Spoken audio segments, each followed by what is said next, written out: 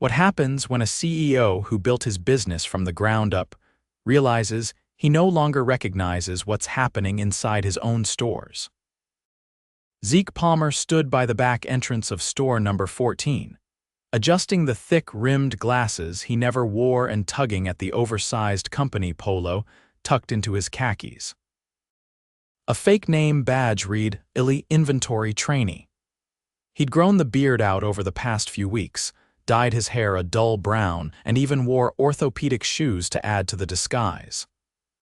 He hadn't been to this location since buying the struggling chain 5 years ago, and none of the 19 store teams had ever met him in person.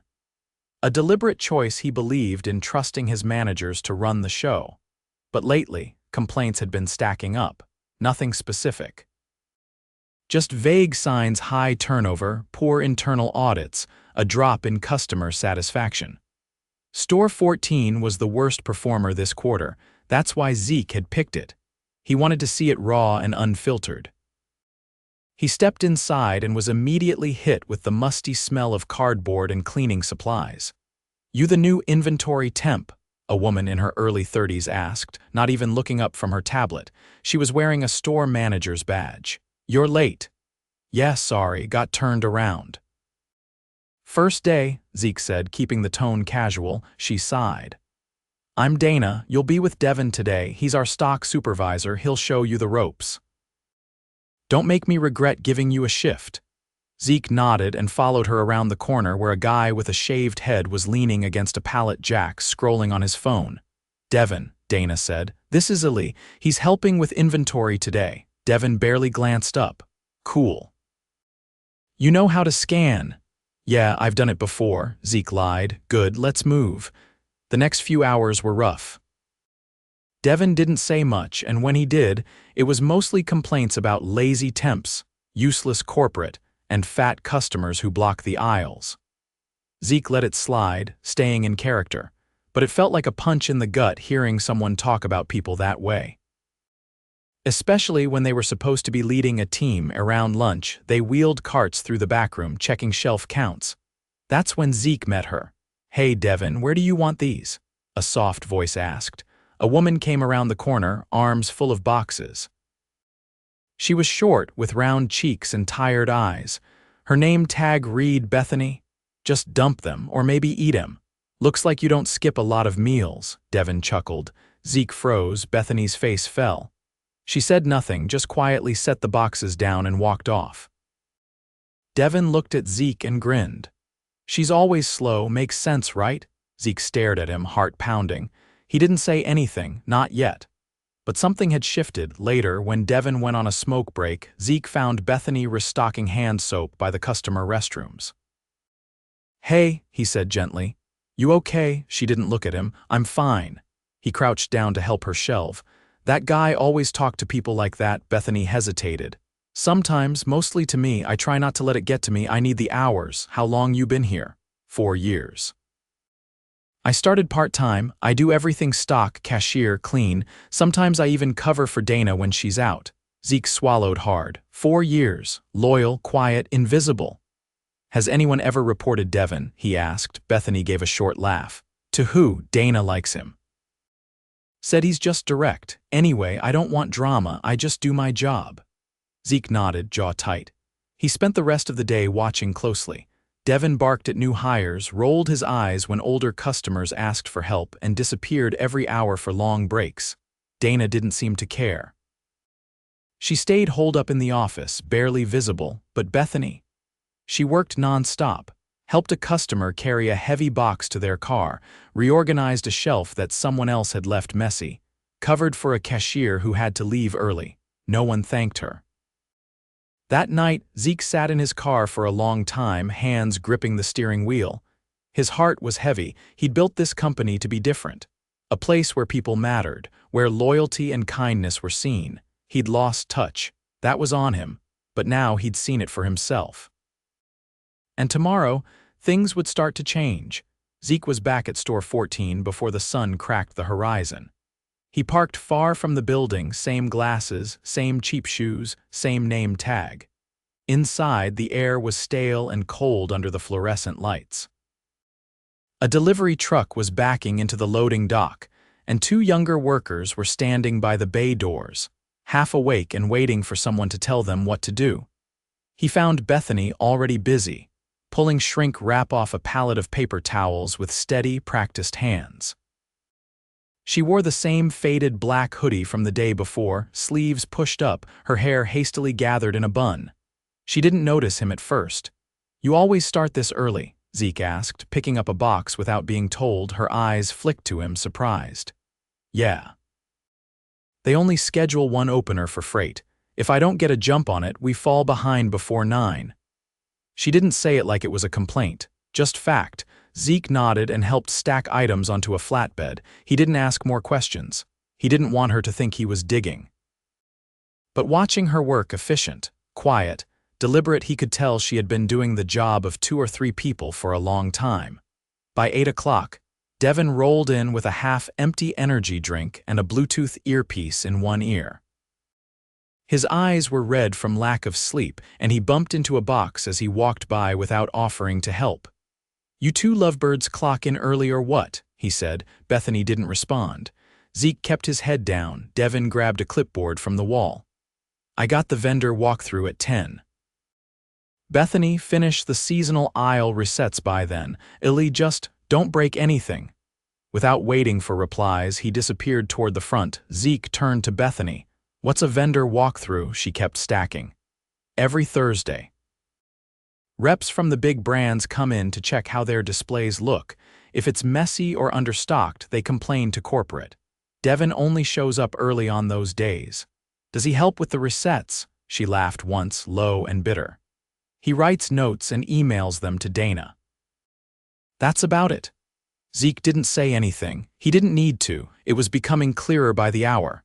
Devin had carved out a role with no real accountability, and Dana, somewhere in the office, was letting him. At 10 sharp, a man in a branded jacket walked in with a clipboard and a barcode scanner. Devin greeted him like an old friend, suddenly all smiles and handshakes. Zeke watched from a distance as Devin pointed toward the seasonal aisle, gesturing with enthusiasm as if he'd done all the work himself.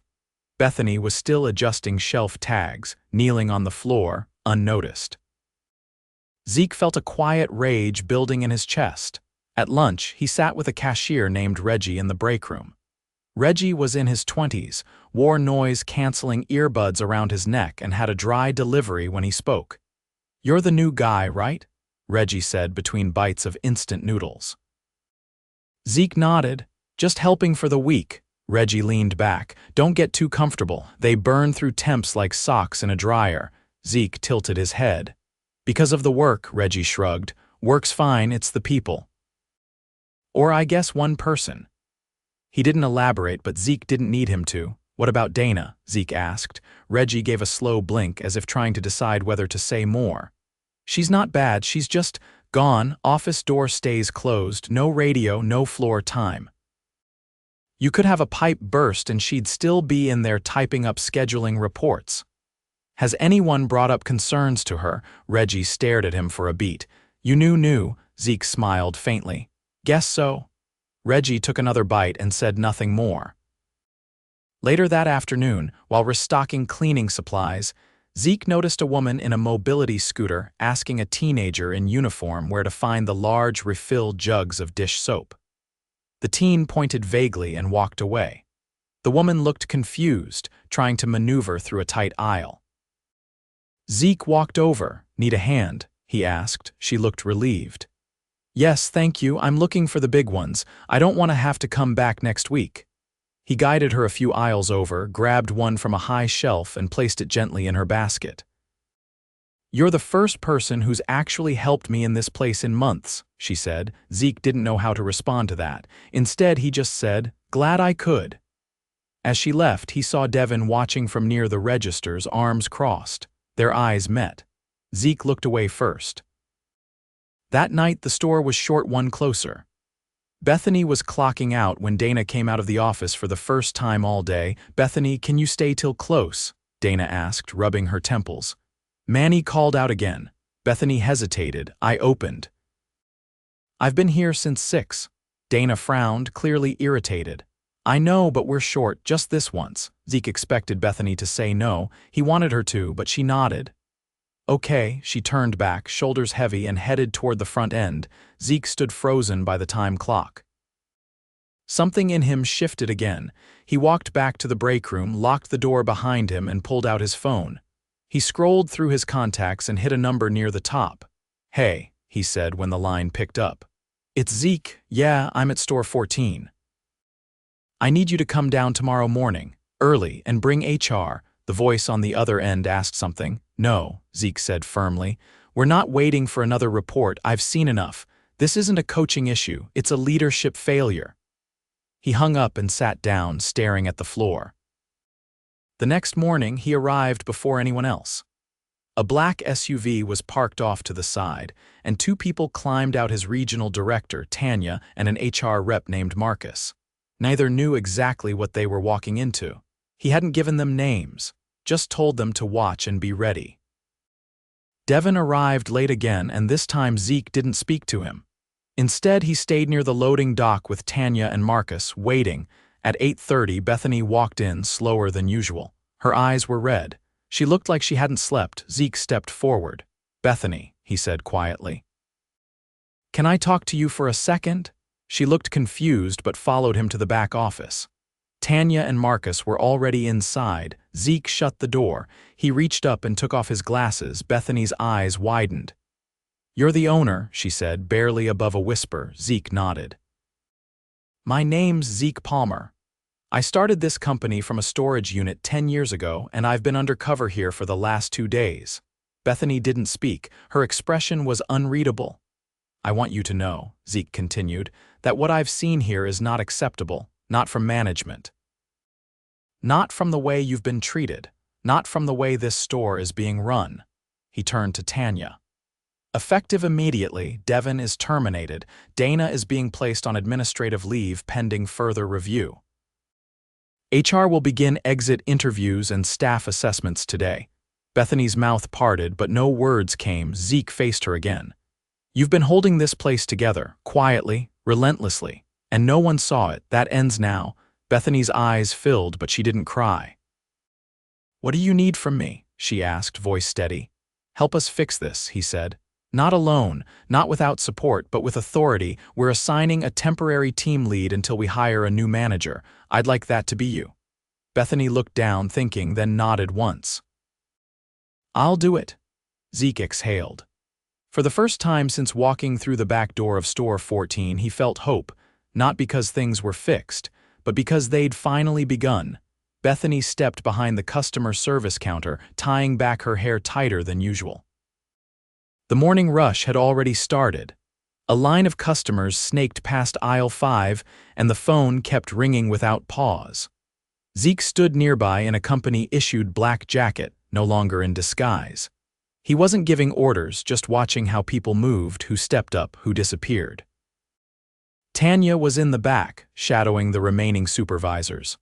Marcus had set up a makeshift HR station in the break room, quietly interviewing staff. Bethany picked up the phone between customers, spoke calmly, then clicked it back into place.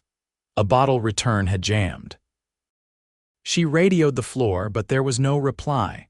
She didn't wait. She jogged across the store and fixed it herself. Zeke followed her quietly. I thought you were training a replacement today, he said once the machine clattered back to life. I was supposed to, she answered, brushing dust off her sleeves. But we've only got 2 people on freight and one of them called out, so I'm rotating between front and back. Who's covering the floor? She glanced toward the pet aisle. Reggie's doing what he can between customers. Zeke nodded. You're not going to hear me say good job for plugging gaps. That's not what we're building here. I'm not trying to impress anyone, she said. I just don't like leaving things broken. They walked back toward the registers. A boy no older than 16 was fumbling with a roll of receipt paper, his hands shaking slightly. Bethany stepped in, showed him how to reload it without taking over, then gave him a quick nod before returning to the front. Zeke leaned in. Name? His, that's Max. Just started last week. He new to retail? New to talking to people, I think, she said. He's scared of making mistakes. Zeke glanced over at Max, who was now cautiously scanning items for a woman holding a crying toddler. Let me guess he didn't get a proper orientation. Bethany gave a small, tired laugh. We haven't had those in months. Devin said they were a waste of time. Zeke's jaw tightened. He didn't respond. At noon, Zeke pulled Reggie aside near the end cap of cleaning sprays. The younger man was restocking from a half-empty cart. You got a minute? Zeke asked. Reggie nodded and leaned against the shelf. You're not here to fire me, are you? Not unless you've been hiding something.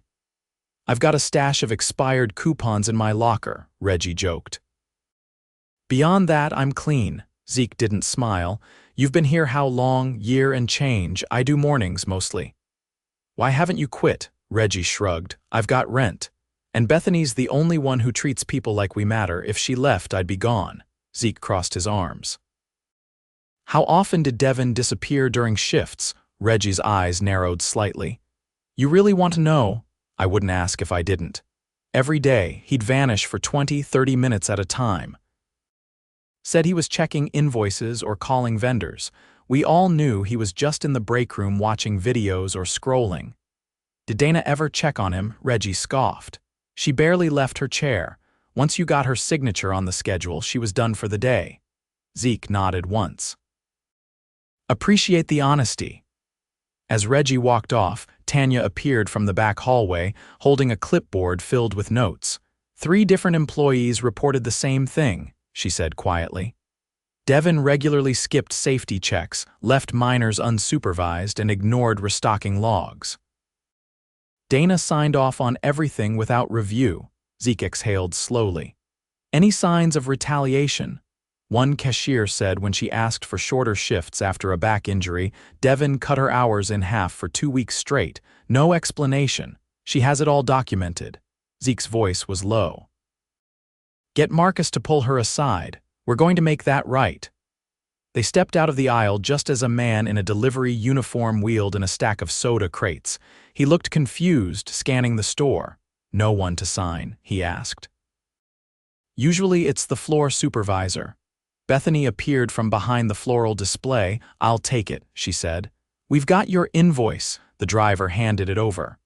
Bethany signed quickly, then pointed him toward the storage area. Zeke watched her disappear behind the swinging doors, then turned to Tanya. She has no title, he said, but she's running every system in this store. Tanya didn't argue. They returned to the back office. Dana's desk was still cluttered with papers, a cold coffee cup leaving a ring on the laminate surface. Her computer monitor displayed a half-finished schedule draft. Zeke stared at it a moment. Have we started interviewing for her replacement? Tanya nodded. We've got 2 internal candidates from other stores, but neither know this location. We don't need someone who needs a map, Zeke said. We need someone who already knows where the leaks are. He paused. Promote Bethany. Tanya raised an eyebrow. Officially, immediately.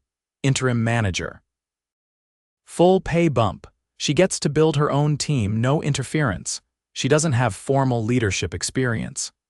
She's been leading without a title for over a year. That's worth more than a certificate. Tanya didn't argue. The announcement came just after the lunch rush. Zeke asked Bethany to meet him in the back near the receiving doors. She looked wary, dusting her hands off on her apron. I'm not in trouble, am I? She asked. No, Zeke said. You're being promoted. Bethany blinked. What? Effective today, you're the interim manager of this store. You'll have full hiring authority, scheduling control, and direct access to Tanya for support. Bethany shook her head slowly, like she wasn't sure she'd heard him right. I never asked for a promotion, she said. Zeke nodded. And yet you earned it anyway. She crossed her arms, more out of habit than resistance. What about Reggie, Max, the rest of them? They'll report to you, Zeke said, but they'll also be supported. No more sink or swim. We're rebuilding the structure around you. Bethany was quiet for a long moment. I'll need at least 2 new hires to fill the freight gaps, she said finally. And the front needs 1 more opener. Max can't cover that load alone. Done, Zeke said. Make the requests. We'll approve them today. And the training process, We'll reinstate formal onboarding across all locations. You'll help us build the new standard." Bethany didn't smile, but her shoulders straightened slightly. "Then I'm in." That evening, after the store closed, Bethany gathered the remaining staff near the registers. The lights above aisle 1 flickered slightly, casting long shadows across the tile. She spoke clearly without notes. "I know the last few months haven't made a lot of sense," she said. "I know people have been overworked, underappreciated, and left guessing. That stops tonight." Reggie stood near the back, arms folded. Max hovered beside him, still unsure if he belonged in this meeting. Bethany continued, "I'm not here to run the store by myself. I'm here to build a team that works like it should have all along. If you've been doing the right thing, you'll have more support. If you've been hiding behind a title, you'll have no place here." The group was silent, not because they were afraid, because they were listening. Zeke stood just out of sight near the front doors. He didn't speak. He didn't need to. He'd already made the most important decision of the year. He gave the store back to someone who had never stopped earning it. 3 weeks passed. Store 14 was quieter now, not in volume or activity, but in tension. The atmosphere had shifted. You could feel it in the way people spoke to each other, less clipped, less guarded. There were still long days, still freight to move and customers to help, but the undercurrent of dread that had once defined the place had drained away. Bethany stood in the back room beside a whiteboard covered in color-coded tasks. She held a clipboard in one hand, a walkie in the other. Her hoodie was gone, replaced with a simple navy-collared shirt with store manager stitched above her name. She'd resisted the title at first, but eventually accepted that with responsibility came visibility. She wasn't hiding anymore. Zeke had returned that morning, unannounced. This time not in disguise, not to test, just to observe. He leaned against the stockroom doorframe, arms folded, watching her finish the morning huddle. "Derek, can you shadow Max on Register 3 for the first hour?" Bethany said, scanning her notes. "He's still learning the return process." "Reggie, you've got the seasonal aisle resets today. Take your time. I'd rather it be right than fast." Reggie raised a hand, chewing on a pen cap. "Still want the new signage up before noon," Bethany nodded. "If it gets done honestly, yes. If not, we shift tomorrow's load." "No burnout?" Zeke stepped forward once the team dispersed. "Feels different," he said. Bethany didn't look up from her clipboard. "Different isn't always better. In this case, it is." She finally looked at him. "We're not fixed. Just functioning." "That's how it starts." He followed her to the front, where Max was adjusting the impulse racks near the register. His movements were more confident, less hesitant. When a customer asked him where the air filters were, he didn't point, he walked them across the store. Bethany noticed as well. "He's been early every day since the second week," she said. "Still doesn't talk much, but the shift leads say he started helping newer hires without being asked." "Who trained him?" She gave Zeke a glance. "I did 1 hour a day, no shortcuts." Zeke nodded. "We're rolling out that model to the other stores. Structured onboarding, mentorship pairings, rotating lead support. You set that standard." She didn't respond. Instead, she turned and walked over to a man in his 50s who was struggling to lift a case of bottled water into his cart. She knelt down, lifted it with both hands, and placed it gently for him. He thanked her and moved on. Zeke watched the exchange and followed her back to the customer service desk. "We finalized the exit package for Dana," he said. "She won't be returning." Bethany's face didn't change. "She's not a villain," she said, "but she didn't belong in that seat." "I agree." "And Devin, terminated, with cause, he appealed, we rejected." Bethany turned slightly toward him. "Good," Zeke exhaled through his nose. "I wanted to ask you something, not as a CEO. As someone who missed too many signs for too long." She waited. "How did you stay all that time, under him?" "It wasn't about staying under him," she said. "I stayed for the people who didn't have the option to leave. Max, Reggie, the customers who couldn't carry their own groceries. If I had quit, this place would have sunk." She looked at him fully now, "But I came close, more than once." Zeke nodded. "Then I'm glad I showed up when I did." "So am I," she said. "But don't disappear again. Not from this." He smiled faintly. I won't. We're building a new floor team council. One rep from each store. Monthly check-ins with corporate. I want you leading the first one.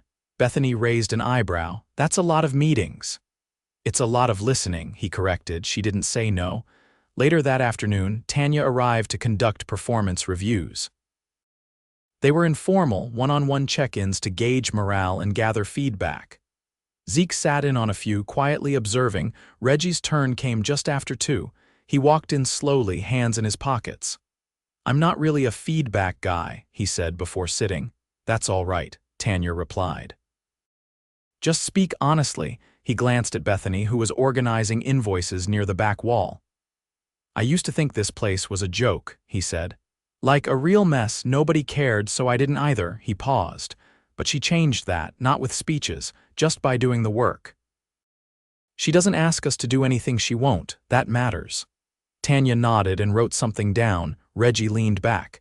I've had other jobs, warehouse gigs, fast food. Nobody ever asked what I needed to do better. They just told me what I messed up. What do you need now? Zeke asked. Reggie thought for a beat. A shift where I can train new hires, not full-time, just a few hours a week. I know how to get through to the quiet ones. Zeke looked at Tanya. She nodded. Approved, Zeke said. When Reggie left the room, he didn't glance back. He didn't need to. He knew he'd been heard. That evening, just before close, Bethany walked the perimeter of the store. She adjusted a crooked sign, picked up a receipt by the pharmacy aisle, and checked that the cooler doors were sealed properly. She didn't rush. She had learned that speed wasn't proof of leadership, consistency was.